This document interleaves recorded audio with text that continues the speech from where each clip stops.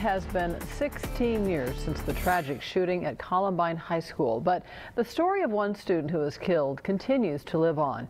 23 ABC's Mark Christian is live tonight at North High School, where a community event is about to take place that celebrates the life of the first student who was shot and killed that day. Mark?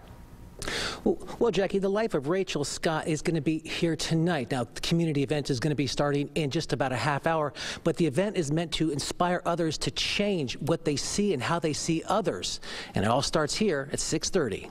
Hundreds and hundreds of students came out to the assembly, and the program included news footage and 911 recordings of the school shooting back on April 20th, 1999. Even though a terrible thing can happen, good can come out of it. However, the focal point was the life of Rachel Scott, what she wrote about before her death, and how she treated others while she was still alive. And we can get a body of students to do something like this, hundreds of students that are affected by it and inspired by it, can really make a difference.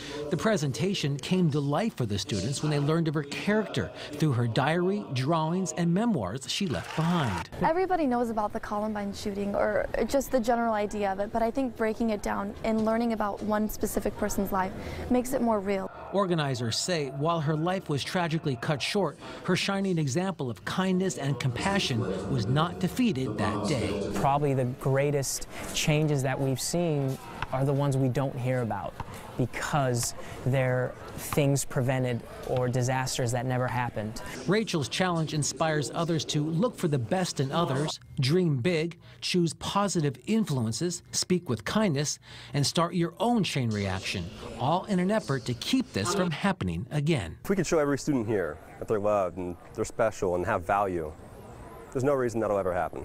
After the presentation, students who wanted to accept the challenge signed a banner to show their commitment to help keep the message alive. They're teenagers and they play video games and they hit game over and they move on to the next, thing.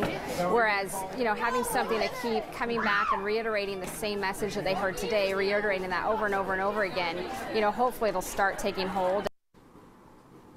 Now, the program begins here at 6:30 at North High School's auditorium, and the entire community is invited to come out to this free event. Back to you. We are